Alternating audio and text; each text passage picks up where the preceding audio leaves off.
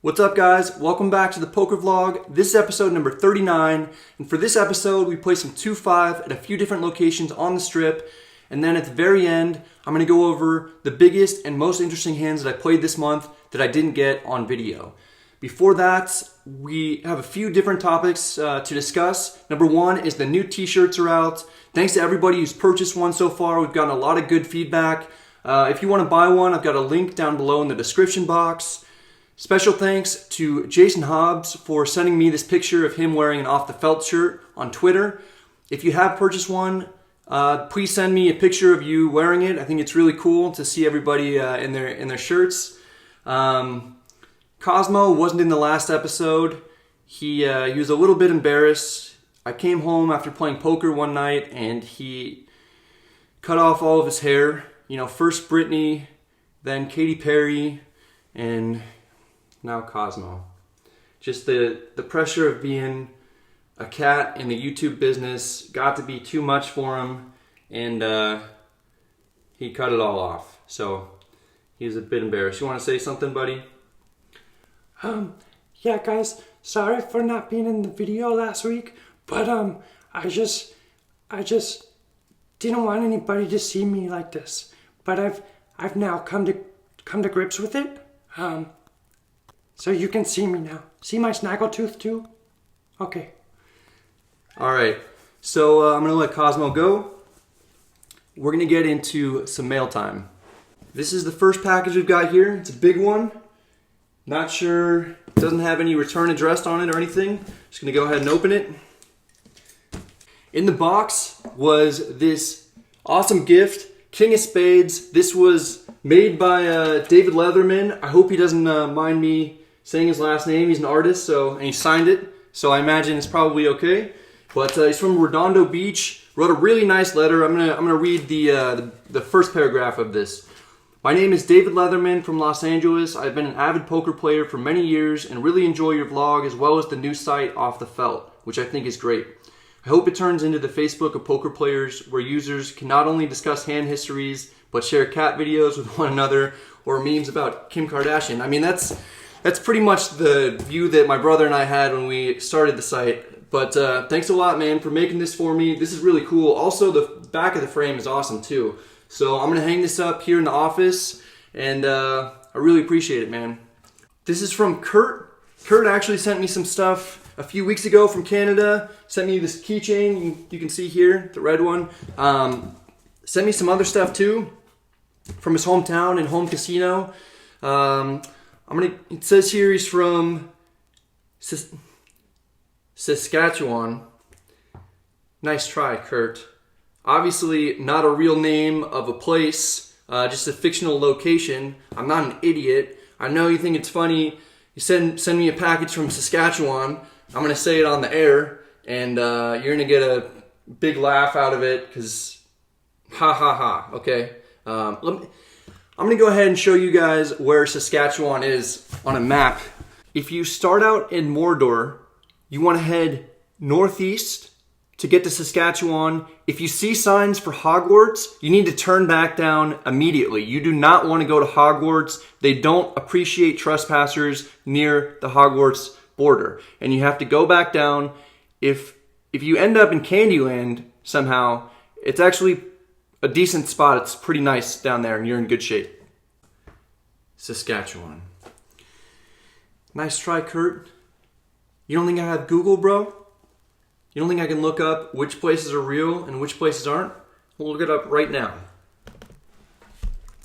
Saskatchewan. Just as I thought, nothing. Oh shit. Oh fuck, it is a real place. I know, kitty. I know, it's real. I know. It's terrible. Just edit that out. This next package is from my buddy Kurt in Saskatchewan, Canada. Beautiful place up there. Heard a lot of really good things about it. Great restaurants, other fine attractions. Yeah. I just finished reading Kurt's letter. He's interested in giving Andrew and I a tour of Saskatchewan and taking us to all the casinos, maybe do some ice fishing. That'd be awesome. I would love to do that. As I mentioned earlier, I've heard a lot about Saskatchewan, and I really am interested in going up there. Seems like we're getting a lot of love from people in Canada. Steve and Dave sent me the Toronto Maple Leafs hat, or they hand-delivered it to me in the last episode. I'm going to go ahead and open this now.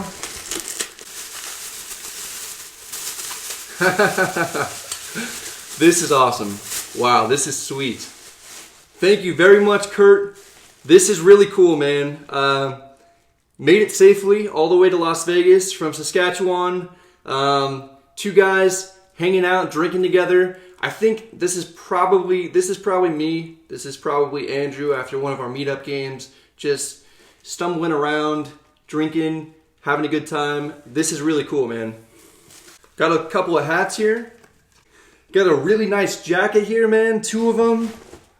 Jeez, thanks a lot, man. This is really nice. Holy crap. And this wine.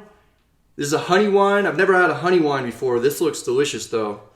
So, thanks a lot, Kurt. That's really cool. Thanks for this stuff and for all the stuff that you sent last time.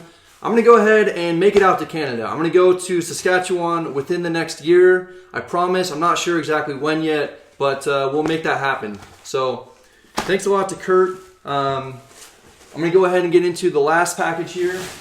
Hi, Brad from Australia. Love your vlogs. Keep up the good work. This is actually a blatant plug for my new vlog, which you and Andrew have inspired me to do. Mark Martin Poker, taxi driver to pro poker player within 3 years. Cheers, Mark. And let's see here. All right. So inside the package is a boomerang from Australia. Really cool design on it. Thanks a lot, Mark. I'm going to check out your poker vlog. I hope everyone else does too. And thanks to David and Kurt for sending me the other gifts. This has been the best mail time so far. I really appreciate it. Kurt, I'm going to go out to Saskatchewan at some point soon, and we're going to play some poker together, man. So that's it for this intro. I know it's been long, but hope you guys kind of thought it was interesting, and let's go ahead and get into the episode. It's just before midnight on Sunday, September 17th. I just woke up from a nap. Feel pretty good. I'm going to go out and play. There aren't a ton of options right now for games, so I'm going to go to the Venetian. There's one game there. It might break. Might have to go somewhere else. We'll see. Looking forward to it, though. I'm going to go play with my buddy Jeff.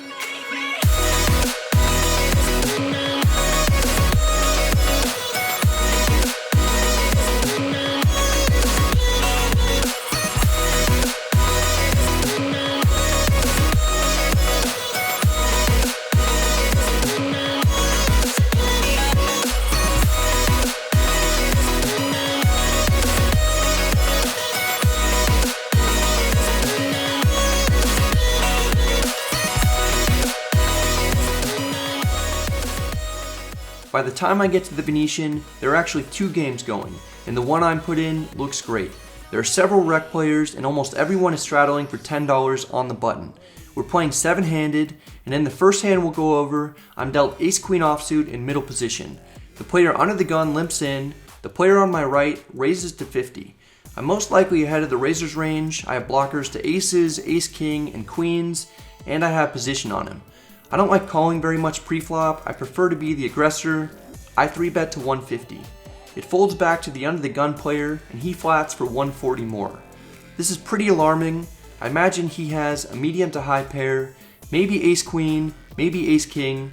The initial pre-flop raiser also calls. We go 3 ways to the flop, and it's 10-9-6 with 2 diamonds.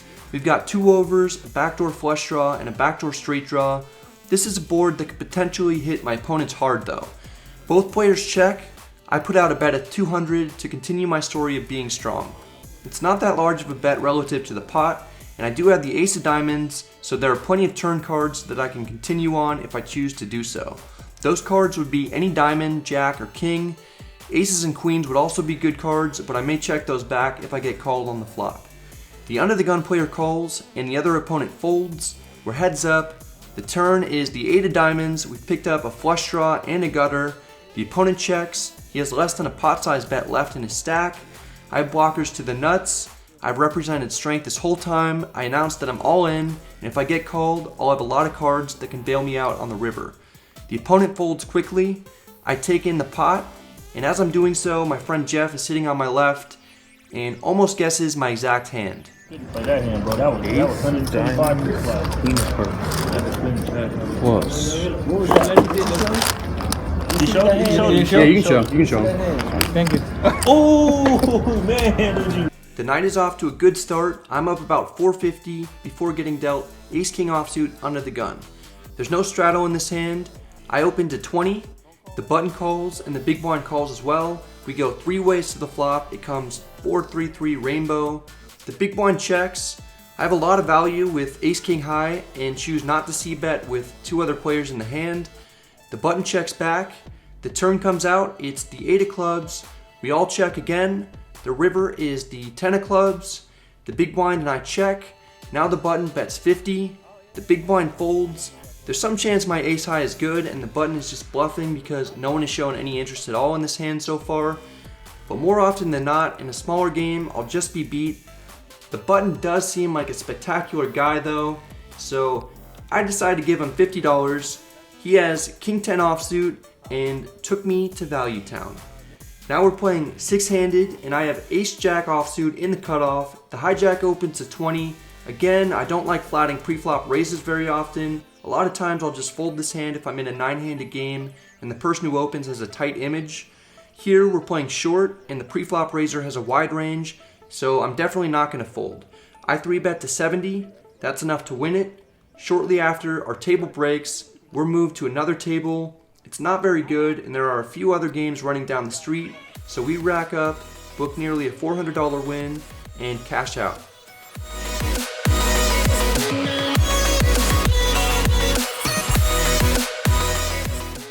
Just cashed out for $13.93.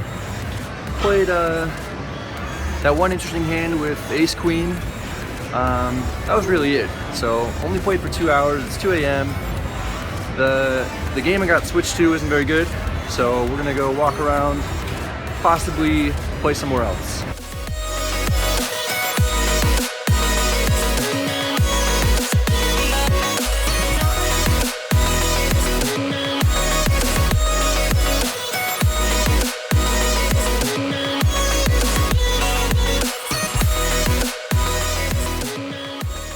Poker room at Bellagio is only running one 5-10 game, and it's short with several players who are much better than I am, so I get a rack of red chips and hop into the 2-5. Unfortunately, I'm not allowed to film footage at the table, so I have to give a recap once the session is over. Just finished up here at the Bellagio. I played only one interesting hand, only played for about 2 hours. I had pocket kings under the gun +1, I opened at 15. 3 players called behind. The flop came Jack, Jack 7 with 2 hearts, and I bet 25. I got one caller. She was short. She had about $102 after she made the call. The turn was deuce.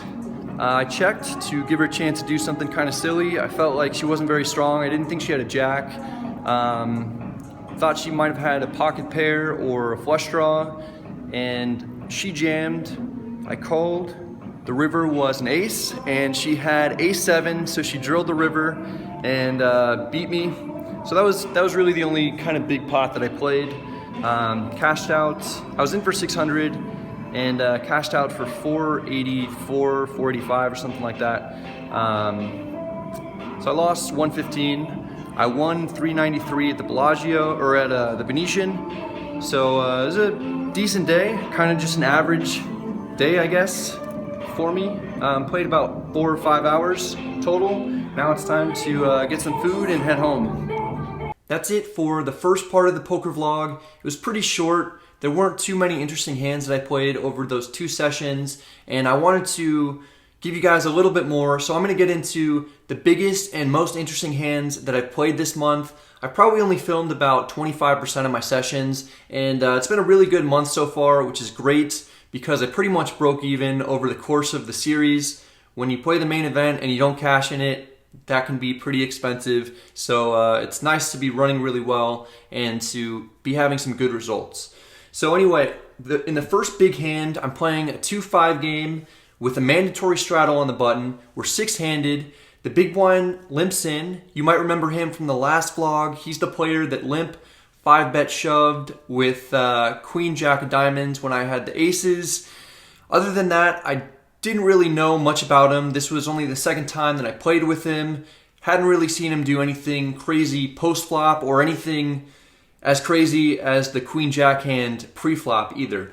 So he limps in. I'm on the button. I was the straddler. I make it 35. He calls. The flop comes Queen, Queen 6, rainbow. So the flop is good.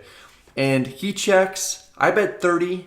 It's a small bet. I want him to stay in there with basically all pocket pairs and any sixes that he has. Also, he played basically any 2 cards pre-flop. He just called every hand, so he could have anything. The turn is the 7 of hearts, so there are now 2 hearts out there, and he leads out for 75. It was a really strange line. I decided to put out a small raise. I made it 175. I still want him to stay in with all pairs, and I didn't think that he would fold any for that amount.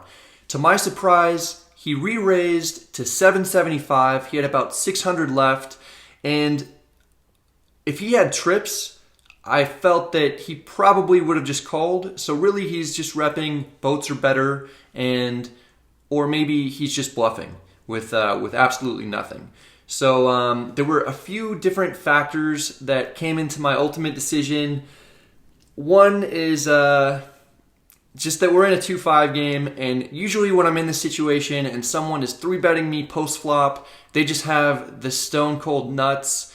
And I've been in that situation before where I've called and I've just been wrong a huge percentage of the time. I am close to the top of my range though. I guess I could have 6s or 7s, but I just didn't feel great about it. I was in for 1400. I just gotten unstuck, and that kind of played a factor into my decision as well.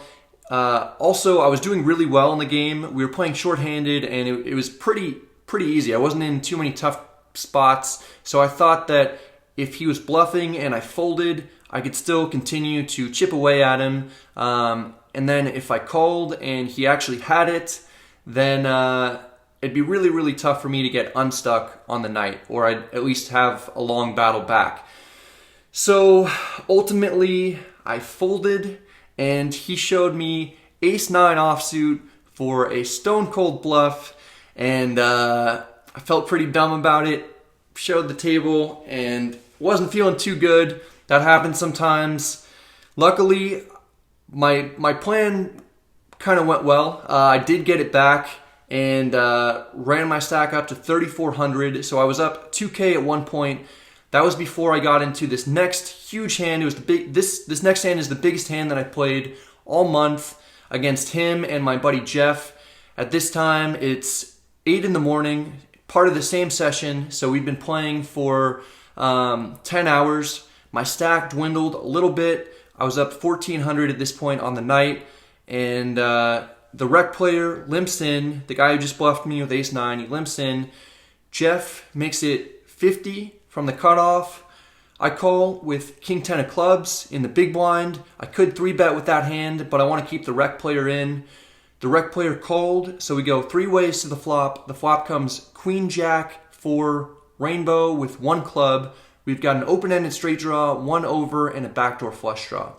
I check. The rec player checks. My buddy Jeff bets 80. I make the call. I don't see any real point in raising at this point. The rec player also calls. The turn is the 5 of clubs, so we've got a flush draw to go along with our open-ender. I check. The rec player now bets 125. Didn't really see a point of it. It's on Jeff. Jeff raises to 390. I've got too many draws to the nuts here.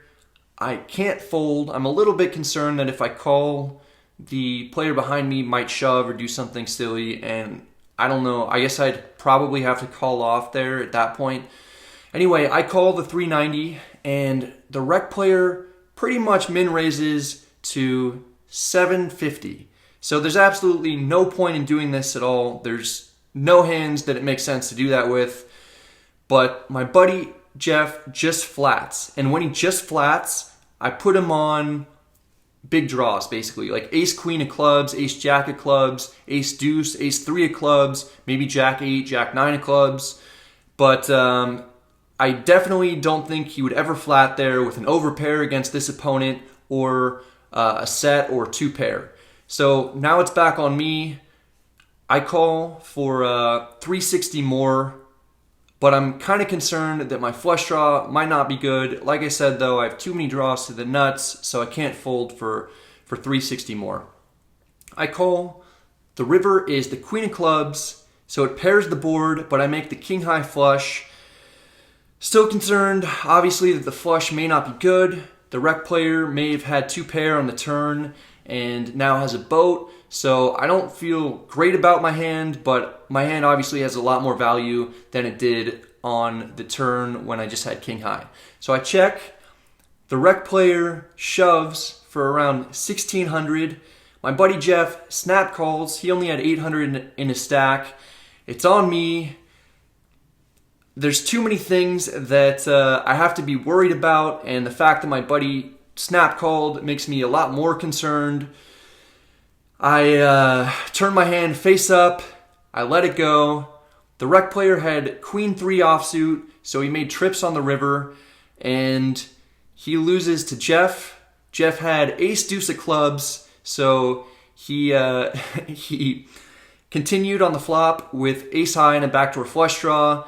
He made a gut shot straight flush draw on the turn, and on the river he made his flush, so he had a pretty easy decision. Luckily, I made the right decision in folding.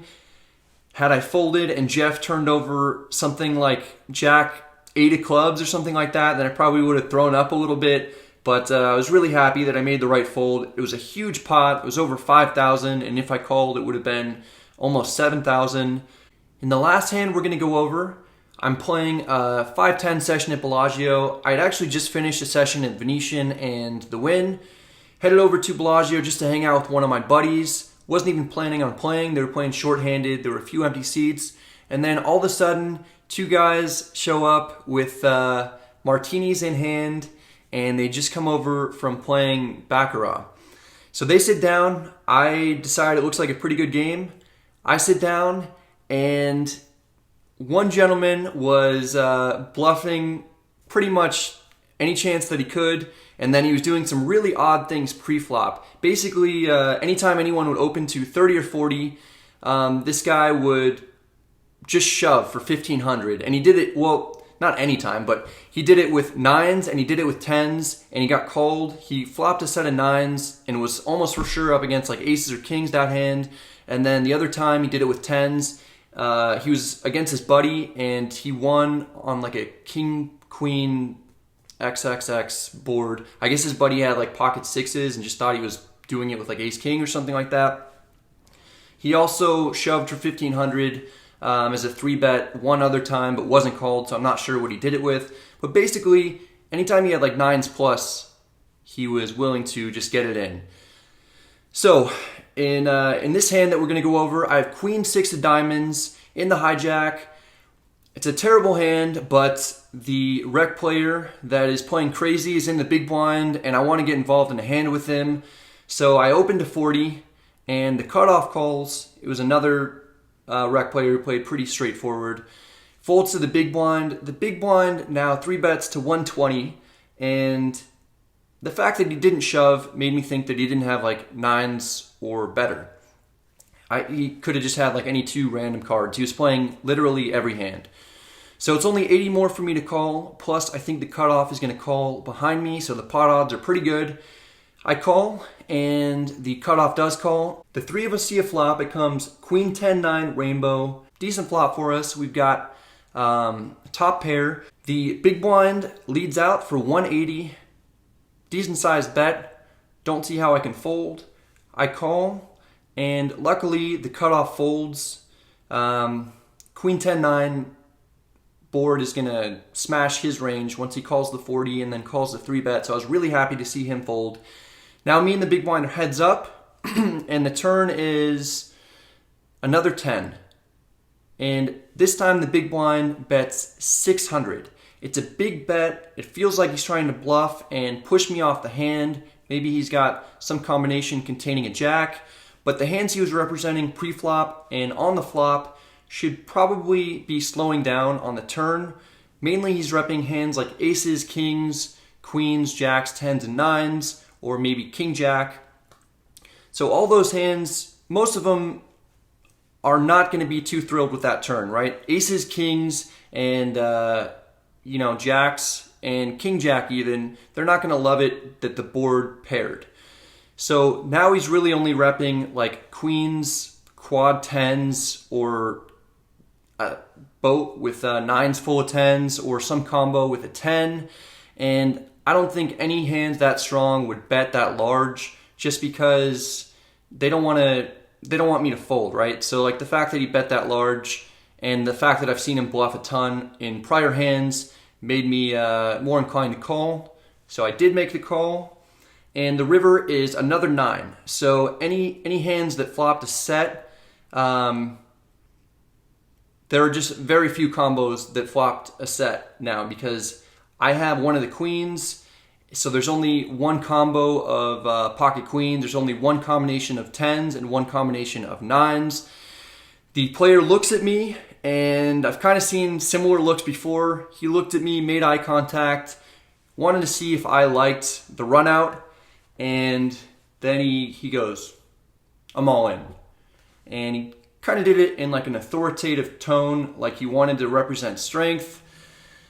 Given the fact that I've seen this player bluff a lot, the fact that the run out shouldn't really be too good for most of the hands that he was representing pre-flop and on the flop, and the fact that just the pot is so big in relation to even the bet that I'm facing, I make the call, I toss in a chip, close my eyes, just hoping that I'm not wrong.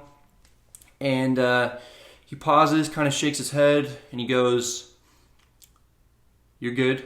I had a jack and I missed." So then I turn over the queen 6 of diamonds. I didn't see what he had, and he goes, "Wow, good call." He was really surprised to see that I had a queen, and then I called him so light on 3 streets, and he says, "Really good call." And then he turns over to my buddies. He didn't know they were my friends, and he said, was that a good call though? I mean, was that a good call? So it was kind of funny. I'm not going to say that it was great. I could have easily lost, but really happy to win. That was the biggest pot that I won all month, and maybe one of the biggest ones that I won all year. It might have even been the biggest one that I won all year. So I was really happy to win that one. The other hands I didn't even necessarily play that well either. The ace-queen one, I obviously made a bad fold. I just thought that these were really interesting spots that I was in, and I wanted to share them with you guys. I'm not able to video all the sessions that I play. It's pretty distracting, and just takes a little bit more effort. But if you follow me on Instagram, you can see some of the pictures there of some of the interesting hands or sessions that I play that I don't have videos of. And then also, I'm curious to see what you guys think about these 3 hands that I just went over. So if you go to offthefelt.com, you click on the forum section and then click on vlog hands. I posted these 3 hands in 3 separate posts. So if you want to share any insight, I'm really happy to hear it and go over them with you. So please do that. That's it for the episode. I hope you guys enjoyed it. Pick up a Flop is Good shirt, or Off the Felt, or a Cosmo shirt. I'll have a link down below in the description box. I've gotten a lot of good comments on those. I really appreciate it, and send me a photo of you wearing one of the shirts. That's it. I hope you guys are all doing well. Good luck at the tables, and I'll see you next time.